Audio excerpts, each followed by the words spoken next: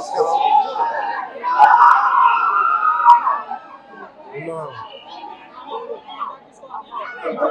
శ్రీ శ్రీ జవహర్ బాబు గారి మీద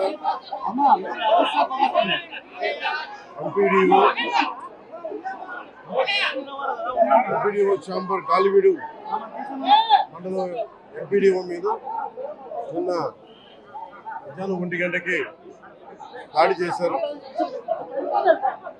దాడి చేసిన వ్యక్తి గతంలో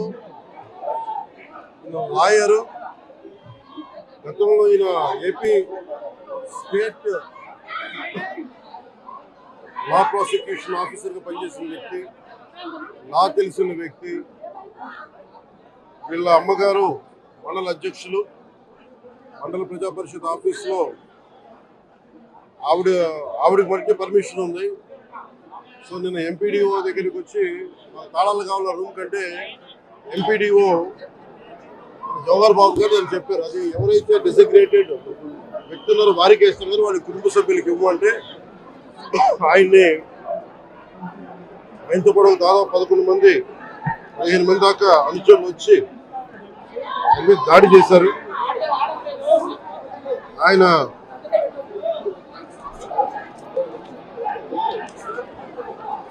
ఇది నాకు నిన్న ఈవినింగ్ ఒక 7 గంటలకు తెలిసింది.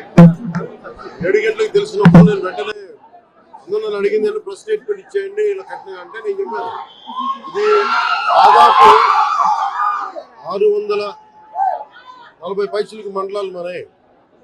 ఎంపీడీఓ అంటే నథింగ్ బట్ ఆయన మండలికి ఆయన కలెక్టర్ స్థాయి వ్యక్తి. అలాంటి మండలానికి సంబంధించి మొత్తం ఆయన ఇన్ఛార్జ్, డెవలప్మెంటల్ ఆఫీసర్. ఆయన అలాంటి వ్యక్తి మీద రూమ్ని ముందుగా జవహర్ బాబు గారు ఆరోగ్య పరిస్థితి ఎలా ఉందని అడిగారు. వైద్యం సరైన వైద్య విధానాలు జరుగుతున్నాయి లేదని దాని గురించి మాట్లాడాం. అలాగే నేను ఇక్కడికి ప్రత్యేకించి ఎందుకు పరామర్శించి రావడానికి ఎందుకు అనుకున్నామంటే ఇది ఒక్కరి మీద జరగల, రాష్ట్ర యంత్రాంగం మీద దాడిగా చూస్తున్నాం. దీన్ని వైసీపీ నాయకులకి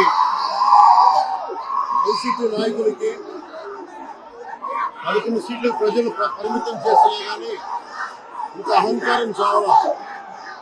ఈ అహంకారం తగ్గే వరకు మీరు ఇష్టానికి మాట్లాడిన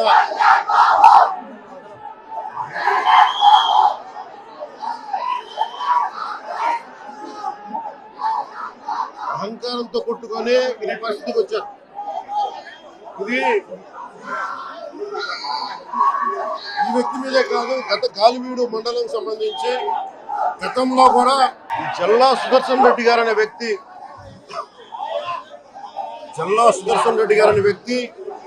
ఈరోజు జవహర్ బాబు గారి మీద దాడి చేయడం కాదు, ఇతనికి దాడి చేయడం అనేది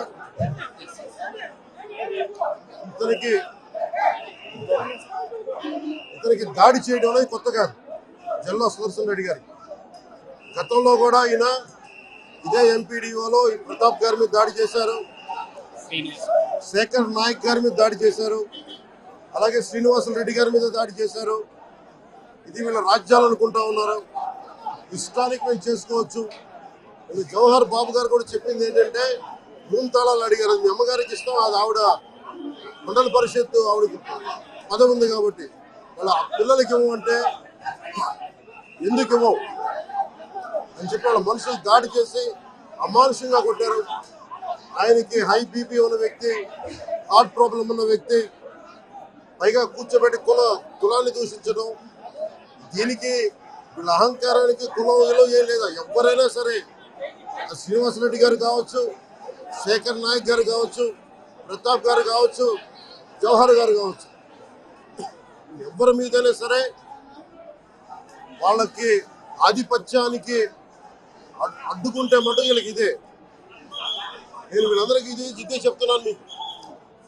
ఇది గత ప్రభుత్వంలా కాదు, ఇది నిష్కారాజ్యంగా చేస్తాం మేము కూర్చున్న వ్యక్తులం కాదు. మేము సాక్షాత్తు నేనే ఉప ముఖ్యమంత్రిగా ఉండి నేను తప్పు చేసినా శిక్ష పడాలి అని చెప్పి అసెంబ్లీలో చెప్పిన వాడిని.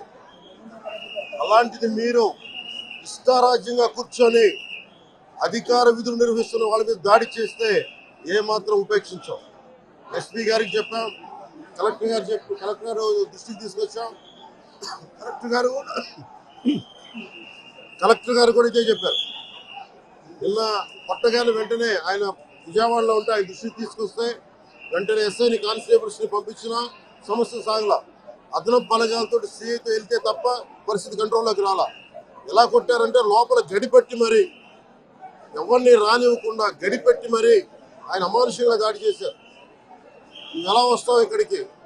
ఎవరో వీళ్ళు చెప్పిన మాటలు తొత్తులు కావాలి వీళ్ళకి. ఈ రోజున నా దృష్టిలోకి వచ్చింది, ఇది మొదటిసారి కాదు. గతంలో ప్రతాప్ గారి మీద దాడి చేశారు, శేఖర్ నాయక్ గారి మీద దాడి చేశారు, శ్రీనివాస రెడ్డి గారి మీద దాడి చేశారు. వీళ్ళకి కులం ఎక్కువ తక్కువ లేదు, వీళ్ళకి అహంకారం నడినెత్తి మీదకి వచ్చి కొట్టుకుంటా ఉంది. అహంకారం తీస్తాం, తోలు తీసి కింద కూర్చోబెడతాం. మీకు ఒళ్ళు ఒక్కొక్కళ్ళకి మీకు ఎక్కడెక్కడ ఉన్నో తెలియట్లా. మీకు అహంకారాలు పెరిగిపోయినాయి. మీకు ఆధిపత్యపు అహంకారంతో అధికారుల మీద దాడి చేస్తే మిమ్మల్ని ఎలా తీసుకెళ్లాలో, ఎలాంటి శిక్ష పడాలో మీకు ఖచ్చితంగా చేసి పెడతాం. మీకు ఇష్టారాజ్యంగా చేయకండి. అహంకారంతో నడినెత్తి మీద కళ్ళు నెత్తికెక్కాయి మీకు. ఈ ప్రభుత్వం చాలా త్రికరణ శుద్ధిగా అందరం కూర్చొని మేము కలిసికట్టుగా ఉన్నాం ఇక్కడ. ఇది కూటమి ప్రభుత్వం, ఇది వైసీపీ ప్రభుత్వం కాదు. ఇది ఇష్టారాజ్యంగా మీరు చేస్తారంటే కామ్గా కూర్చునే ప్రభుత్వం కాదు. మీకు ఎలా చేస్తే, ఎలా నియంత్రిస్తే మీకు కిందకు వస్తారు మేము చేస్తాం. మీరు గాల్లో విహరిస్తూ ఉన్నారు. 11 సీట్లు వచ్చి ఇంకా గాల్లో విహరిస్తున్నారు. మొత్తం మీకు ఎలా కిందకి దించాలో మాకు బాగా తెలుసు, చేసి చూపిస్తాం.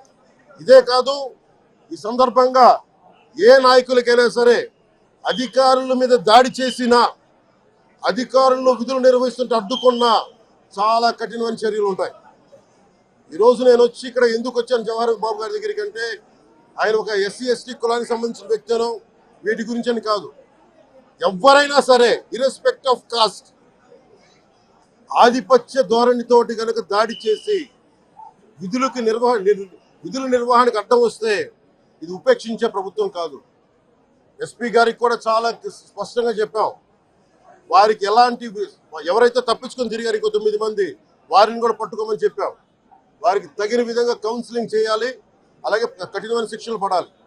మీరు లాయర్లు అయ్యిండొచ్చు గతంలో, మీ చట్టాలు కానీ మీ గతంలో మీ అధికారాలు కానీ ఏవి మిమ్మల్ని రక్షించలేదు, మీరు గుర్తుపెట్టుకోండి. అలాగే ఈ విషయంలో ప్రజలకు కూడా చెప్తా ఉన్నారు, యువతకు కూడా చెప్తున్నారు, ప్రత్యేకించి రాయలసీమ యువతకు కూడా చెప్తున్నాను, మహిళలకు కూడా చెప్తున్నాను, మీరు దయచేసి భయపడకండి. ఈరోజు జవహర్ బాబు గారి భార్య భయపడతా ఉన్నారు.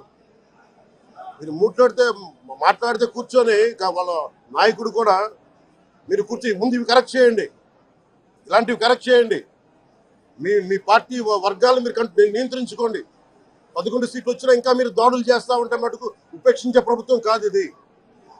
అలాగే ముఖ్యంగా రాయలసీమ యువతకు చెప్తున్నాను, ఇలాంటి తప్పులు జరిగినప్పుడు, ఆధిపత్య అహంకారంతో దాడులు చేస్తున్నప్పుడు నిజంగా మీరు ఎదుర్కోండి. మేము అండగా ఉన్నాం మీకు. నాయకులకు కూడా భయపడకుండా మీరు ఎదుర్కోండి, నిలువరించండి వీళ్ళని. భయపడకండి. మీరు ఇలా భయపడే ఈ రోజున ఒక ఎస్సీ అధికారి జవహర్ బాబు గారి మీద దాడి చేసి కులం పేరుతో దూషించారు. అన్ని రకాలు నువ్వు ఎలా తిరుగుతావో చెప్పి దూషించారు. నువ్వు వెళ్ళి రిటైర్ అని నేను చంపేస్తావని చెప్పి బెదిరిస్తా ఉన్నారు. ఇవన్నీ సాక్కూడదంటే కేవలం ఇది పోలీసు ప్రభుత్వాలే కాదు, దీనికి ప్రజలు కూడా దీనికి స్పందించాలి. ఓట్లేసి మన పని అయిపోయిందంటే కాదు, ఇలాంటి వాటికి మీరు బయటకు వచ్చి మాట్లాడాలి. భవిష్యత్తులో ఇలాంటి నాయకులు మళ్ళీ ఎన్నికల్లో పాల్గొనాలంటే కూడా వాళ్ళకి భయం రావాలి. మీరు ఆ స్థితిలో ప్రజలు కూడా దీన్ని అప్రమత్తంగా మీరు కూడా దీనికి బాధ్యత వహించండి. ప్రభుత్వం మీకు అండగా ఉంటుంది.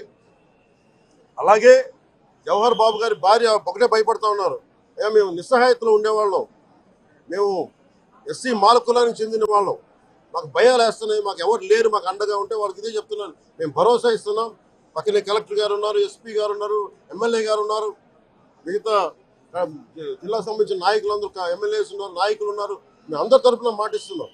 మీకు ఏ మాత్రం ప్రాణ భద్రతకి ఏమైనా ముప్పు కలిగినా మేమందరం మీకు అండగా ఉంటూ కఠినమైన శిక్షలు తీసుకుంటాం. మీకు భరోసా ఇవ్వడం జరిగింది వాళ్ళు. అలాగే డాక్టర్స్ని అడిగాను, వాళ్ళు చాలా లోపల కొట్టేశారు మొత్తం. ఆయన బాగలేదు, ఆరోగ్యం బాగలేదు. అన్నిటికంటే కూడా ఒక ఎంపీడీఓ అంటే ఒక మండలానికి ఉన్నతాధికారి ఆయన.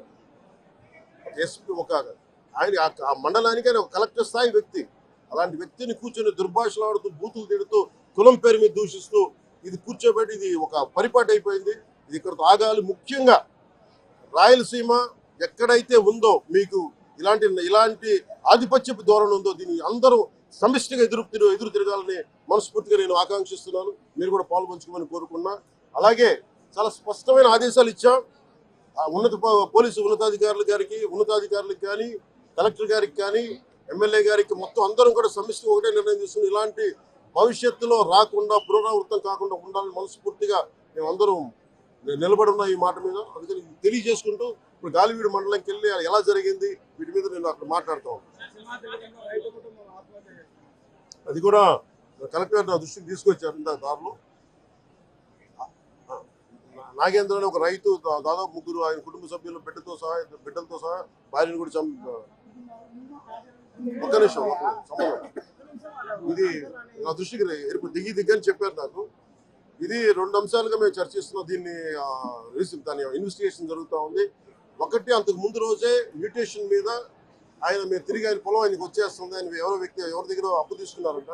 ఆ సదరు వ్యక్తి దగ్గర తిరిగి మ్యూటేషన్ ఆయన మీద రాయించుకోవడానికి ఆయన మ్యూటేషన్ కూడా జరిగింది. అంటే దాని అర్థం ఏంటంటే అప్పు తీర్చడానికి సంసిద్ధంగా ఉన్నారు, ఆయన దగ్గర డబ్బులు ఉన్నాయని అర్థం. ఈ పరిస్థితి ఆయన చీనీ తోటలోనే ఉరి తీసుకున్నారని చెప్పారు. చీనీ తోట కూడా కాపుకి వచ్చింది. అలాగే కొర్రల పంట వేశారు. ఆ కొర్రల పంట కూడా మొన్న హార్వెస్ట్ అయింది. దాన్ని కూడా దిగుబడి వచ్చింది, దాన్ని కూడా అమ్మేశారు. మరి ఇలాంటి పరిస్థితులు ఎందుకు జరిగింది అనేది మన కలెక్టర్ ఇందాక చెప్తా ఉన్నాను, శ్రీధర్ గారు చెప్తా ఉన్నాను. ఇది చాలా బాధాకరం అనిపించింది. వారికి మనస్ఫూర్తిగా నేను నా గుండె లోపల నుంచి నేను సానుభూతిని తెలియజేస్తున్నాను, ప్రగాఢ సానుభూతి. అది ఏ పరిస్థితుల్లో జరిగిందని సంపూర్ణమైన నివేదిక వచ్చాక దీని మీద సరైన యాక్షన్ తీసుకుంటాం. ఒకవేళ నిజంగా అప్పులు బాధ భరించలేక చనిపోయారా, అలాగే లేదంటే ఎవరన్నా బలవంతంగా ఇబ్బంది పెట్టి చచ్చిపోయేలా చేస్తారు, ఈ కోణంలో కూడా మనకి ఇన్వెస్టిగేషన్ జరుగుతూ ఉంది. దీని మీద వచ్చాక దీని మీద